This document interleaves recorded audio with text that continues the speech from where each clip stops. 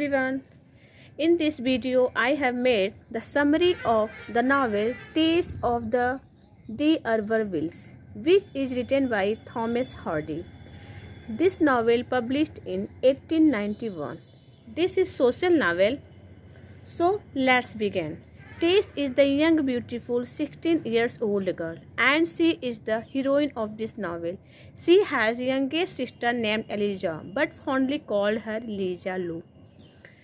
Taste D'Urberville lives with her family in the village of Morelto in England. As the story begins with the performing the May Day dance, where she exchanges her eyes with a young man who's named Angel Clare. टेस इस novel की heroine है और बहुत ही सुंदर young only 16 साल की लड़की है। उसके कई भाई बहन हैं, बट उसमें उसकी एक बहन का नाम है एलिजा, जिसे फॉन्डली मतलब प्यार से लोग लीजा लू कहते हैं। टेस अपनी फैमिली के साथ एक रूरल एरिया, एक गांव में रहती है। इंग्लैंड के मोरेल्टो नामक गांव में रहती है। जैसा कि स्टोरी ये जो नावल है स्टार्ट होता है मे डे डांस से, जहाँ पे कपल लोग डांस कर रहे होते हैं और वहाँ पे टेस को एक एंजल क्लेयर नामक बंदा मिलता है जो उसे थोड़ा अच्छा लगता है और उसे देखती है और एंजल क्लेयर की नज़र भी उस पर पड़ती है। यहाँ पे ये सीन ख़त्म हो जाता है। अब नावल में दूसरा सीन आता है। One day Tess father drank more and getting asleep. That day Tess have to drive to market in her father's place, but falls asleep at the rains, so her father's not able to go to market. Then the wagon crashes and the family's only horse is killed named Prince. She feels guilty enough. Her father discovered that he is descended from the Urbervilles, one of the oldest noblest families in England. एक दिन होता क्या है, टेस के father ने बहुत ज़्यादा drink कर ली और वो सो जाते हैं, जिसकी वजह से टेस को मार्केट में जाना पड़ता है पैसे कमाने के लिए। वो जाती है उस एक घोड़े को लेके। उसकी फैमिली का घोड़ा होता है जिसका नाम रहता है प्रिंस।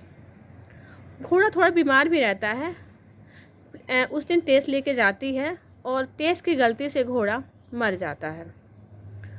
अब उसकी फैमिली में फाइनेंशियल प्रॉब्लम हो जाती है, बिकॉज सारी जो भी फैमिली की इनकम थी उस घोड़े की वजह से थी। अब टेस क्या करती है, उसकी जिम्मेदारी खुद लेती है कि मैं इस प्रॉब्लम को दूर करूँगी क्योंकि ये गलती मेरी वजह से हुआ है। फिर अचानक उसके फादर को याद आता है। उसके फादर का नेम रहता है जॉन डर्बरफील्ड, कि उनकी जो फैमिली है, टेस की जो फैमिली है, वो एक ऐसे ख़ानदान से बिलोंग करती है, अर्बरविल्स फैमिली से बिलोंग करती है। जो अर्बरविल्स फैमिली थी वो बहुत ही उस ज़माने में रईस और धनी ख़ानदान से बिलोंग करते हैं, ऐसा माना जाता था। Although the Urbervilles have no wealth or power anymore, the Tess family feels that this will improve their fortune. वो लोग ऐसा सोचते हैं कि उनकी फैमिली अगर टेस जाएगी तो उनकी फैमिली को कुछ सपोर्ट मिलेगा। सबको लगता है कि टेस वहाँ जाएगी तो सबको सपोर्ट मिलेगा। Mrs d'Urbervilles was old woman. Her son named Alec be attract with Tess. Tess was a very attractive 16 years young girl. When family's horse Prince no more, all the responsibility upon her. Her family want to do job in Urberville's family. She finds a job as Alex's mother's poultry keeper, and Tess thinks that she has a financial problem already, so she can't refuse that job for her family's sake. It's only means of income. जहाँ पे वो जाती है अर्बरविल्स family में जब टेस, तो वहाँ पे उसकी एक माँ रहती है और वहाँ पे उसका एक लड़का रहता है जिसका नाम रहता है एलेक. एलेक टेस को देख के बहुत ही अट्रैक्ट होता है. When she goes there, she have to know one new truth, that Mrs. D'Urberville is no relation to Tess at all. They was the merchant Simon Stroke. Simply changed his name d'Urbervilles after when he retired but Tess does not know about this. जब Tess जाती हैं तो वहाँ पे उसको दो नई सच्चाई का पता चलता है। एक तो पता चलता है कि जो वो लोग अर्वरविल्स एक कास्ट लगाए थे, एक्चुअली में वो कास्ट उनका रहता नहीं है। वो लोग उनके जो एलेक के फादर रहते हैं वो ऐसे ही लगा लिए थे जब वो रिटायर हुए थे। एक्चुअली उनका कास्ट रहता है स्ट्रोक, STROKES, स्ट्रोक्स उनका कास्ट रहता है। लेकिन वो सिंपली अपना सरनेम चेंज कर दिए थे। और दूसरा उसको एक नई सच्चाई का पता चलता है कि जो उसकी माँ रहती है वो अंधी रहती है, एलेक की माँ अंधी रहती है, जिसकी वजह से जब टेस वहाँ जाती है तो उसको बहुत ही अनकम्फर्ट फील रहता है। बिकॉज उसका जो लड़का रहता है एलेक, टेस को देख के उसकी नीयत अच्छी नहीं लगती है, नज़र उसकी अच्छी नहीं रहती है। उसके बाद वहाँ जाने पे टेस बहुत ही ज़्यादा अनकम्फर्ट फील करती है। और जो एलेक रहता है वो उस फैमिली अमीर बाप का बिगड़ा हुआ औलाद रहता है। फिर जाती है टेस तो वहाँ पे अपनी वहाँ के लोगों को बताती है कि क्यों मैं आई हूँ, अपना फाइनेंशियल प्रॉब्लम बताती है। फिर जो एलेक रहता है उसको देखता है, फिर कहता है कि तुम चलो बाग में। उसको बाग में लेके जाता है, फिर वहाँ पे स्ट्रॉबेरी खाने को देता है और कुछ गुलाब के फूल देता है। फिर टेस को अच्छा नहीं लगता है, कुछ अजीब लगता है, वो फिर घर चली आती है। घर आते ही उसको एक पत्र आता है एलेक की फैमिली से कि तुम्हें एक जॉब मिल गया पोल्ट्री कीपर का। अब सब लोग उसे फोर्स करते हैं जॉब करने के लिए, बिकॉज वही एक रहती है जो पैसा कमा सकती है। और जब यहाँ पे एलेक की माँ को टेस की माँ को डाउट भी रहता है कि एलेक टेस को पसंद करता है, बट ऐसा कुछ नहीं रहता है। और यहाँ पे थॉमस हार्डी ने बताया है कि एक केयरलेस माँ का इमेज भी क्रिएट किया है कि कैसे एक माँ अपनी 16 ईयर्स की लड़की को, 16 साल की लड़की को जॉब करने के लिए इतना इंसिस्ट करती है और दूर भेजती है। टेस भी मना नहीं कर पाती है क्योंकि जानती है कि जो मैंने गलती की है घोड़े की वजह से, उसी की वजह से प्रॉब्लम हुआ है, सो उसे वहाँ जाना पड़ता है। After reaching there she know one more to that Alec mother was blind, that she always feels uncomfortable there and unsafe also because Alec keeps engaging lustfully her. Tess spent several months at this job. टेस वहाँ पे कई महीने गुजारती है job के लिए। Job करती हुई उसको कई महीने बीत जाते हैं और जो एलेक रहता है उसको ऐसे ही गलत निगाहों से देखता रहता है, उसे किसी न किसी तरह छेड़खानी करता है या परेशान करता है। जब वहाँ पे जाती है तो उसे एक और सच्चाई का पता चलता है, एक नया कस्टम पता चलता है। There was a custom that all man and women had been going to the fair at each Saturday night. There was too much crowd there, Tess feels uncomfort and want to go at home.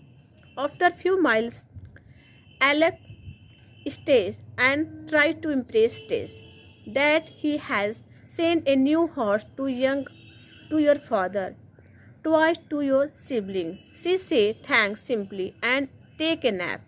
While sleeping, Alec seduces her, then rape her. She becomes pregnant. जब टेस की family insist करती है तो वो वहाँ पे Alec उसको लेने के लिए खुद घोड़े पे लेने के लिए आता है और उसे घोड़े पे लेके जाता है और रास्ते में उसको परेशान करता है, फिर उसे किस भी कर लेता है, जो कि टेस को अच्छा नहीं लगता है। वहाँ पे जाने पे वो जब माँ को देखती है, अंधी रहती है, तो इसलिए उसको और भी अनकम्फर्ट फील होता है। उसके बाद कुछ दिनों के बाद वहाँ पे एक कस्टम का पता चलता है कि वहाँ पे हर सैटरडे को लोग जाते हैं टाउन और वहाँ पे लोग ड्रिंक करते हैं। बहुत मैन और वीमेन सारे लोग जाते हैं और वहाँ पे ड्रिंक करते हैं और फिर संडे को घर आते हैं दूसरे दिन। तो जब वो टेस वहाँ जाती है फेयर में, मेले में जाती है और टेस की फैमिली भी जाती है, तो वहाँ पे बहुत ज़्यादा क्राउड था, भीड़ भाड़ था और बहुत ज़्यादा शोरगुल होता है। सब लोग ड्रिंक करते, जो कि टेस को अच्छा नहीं लगता है। टेस जल्दी से जल्दी घर आना चाहती है। ये देख के एलेक के फादर ने टेस को घर जाने के लिए कहते हैं एलेक के साथ। फिर एलेक जब टेस को घोड़े पर बैठाकर घर लाता है तो टेस को इम्प्रेस करने के लिए उसको एक जंगल के रास्ते आता है और सुनसान जंगल रहता है, वहाँ पे उसको रोक देता है और उसे इम्प्रेस करने के लिए कहता है कि मैंने तुम्हारे फादर को न्यू हॉर्स दिए हैं, घोड़े भिजवा दिए हैं और तुम्हारे भाई बहन को भी मैंने बहुत सारे खिलौने दे दिए हैं। ये सुनकर टेस सिंपली कहती है, थैंक्स बोलती है और फिर उसको नींद आ जाती है। जब वो सो रही होती है तो टेस जो एलेक रहता है वो उसको सेड्यूस करता है, फिर उसे रेप कर देता है। उसके बाद वो प्रेग्नेंट हो जाती है। After 9 months she give birth to Alex child. He was very sick, sometimes her child was died and Tess worry about his soul. She baptized him herself and named his sorrow before dies. उसके बाद 9 महीने के बाद वो Alec के बच्चे को जन्म देती है, जो कि उसका नाम रखती है वो सारू, दुख। और वो बहुत ही बीमार रहता है, कमज़ोर और बीमार रहता है। उसके बाद कुछ दिनों के बाद उसकी डेथ हो जाती है, मर जाता है। फिर इसको दफनाने के लिए जाती है वो कब्रिस्तान, जहाँ पे पादरी दफनाने से मना कर देता है और उसको वहाँ दफनाने के लिए कहता है जहाँ पे क्रिमिनल्स लोग दफनाए जाते हैं। सो वहाँ पे उसको बहुत दुखी के साथ दफनाती है और फिर घर चली आती है। Tess spends a miserable years at home before deciding to seek work elsewhere. She finally accepts a job as a milkmaid at the Talbot's dairy.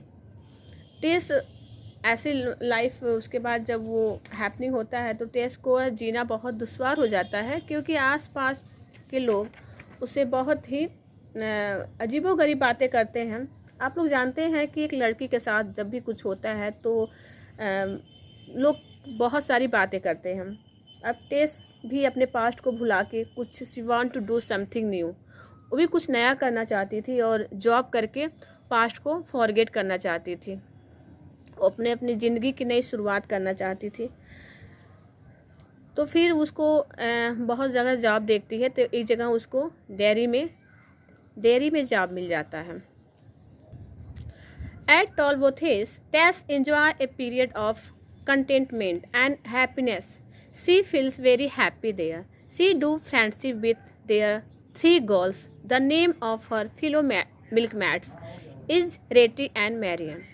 वहाँ पे जाती है तो उसको बहुत अच्छा फील होता है, क्योंकि वहाँ पे एंजल क्लेयर जो रहता है उसको परेशान करने के लिए नहीं रहता है और वहाँ सुकून सा कुछ दिन उसके बीतते हैं और वहाँ सुकून सा उसका कुछ दिन बीतता है। उसके बाद वो उसकी 3 फ्रेंड्स भी बन जाती हैं।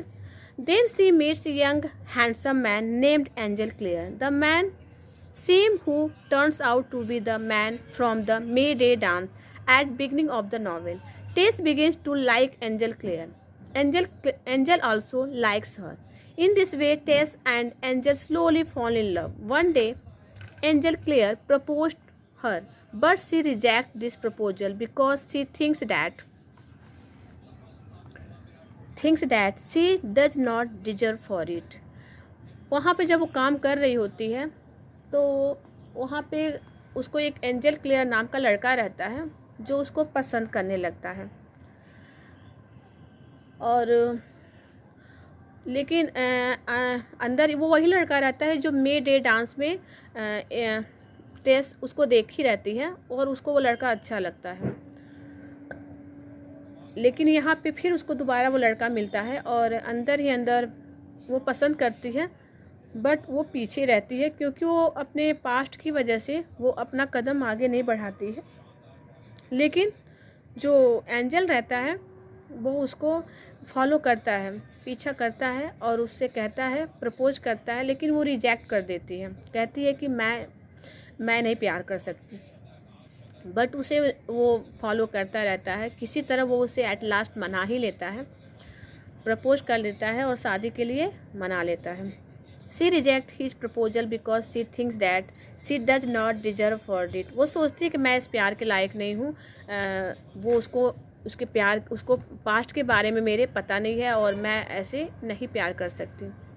She does not they grow closer through Tess's time at Talbothays but sometimes finally she accept his proposal of marriage. She always worries about her past. She wants to tell her past event. One day she writes him a confessional note and slips it his door, but it slides under the carpet. तो उसके बाद वो एक माँ को पत्र लिखती है टेस, और कहती है, पूछती है, अपने इस बारे में बताती है एंजल क्लियर के बारे में। तो उसकी माँ कहती है कि तुम अपने पास्ट इवेंट के बारे में कुछ मत बताना, कि तुम्हारा रेप हुआ है और उससे एक औलाद भी है। बट टेस ऐसा नहीं चाहती थी। वो नहीं चाहती थी कि अपनी ज़िंदगी की शुरुआत झूठ की नींव पर करे। वो सब कुछ सच बता देना चाहती थी, लेकिन इसके लिए वो कैसे कहे साहस नहीं जुटा पाती है। तो उसने एक पत्र के ज़रिए सब कुछ बताना चाहती है। सो उसने एक पत्र लिखती है और उस पत्र को उसके एंजल क्लियर के दरवाजे के पास रख देती है। अब वो लेटर उसको मिलता है कि नहीं, एंजल क्लियर को मिलता है कि नहीं, इस चीज़ को जानने के लिए, इसके बारे में जानने के लिए हम दूसरा वीडियो लेकर आएंगे। इसका दूसरा पार्ट है, बिकॉज इस वीडियो में पूरी कहानी हो नहीं पाएगी और बहुत बड़ा नावल है और वीडियो भी बड़ा हो जाएगा। सो यहीं पे ख़त्म करते हैं। Thanks for watching this video. Thank you.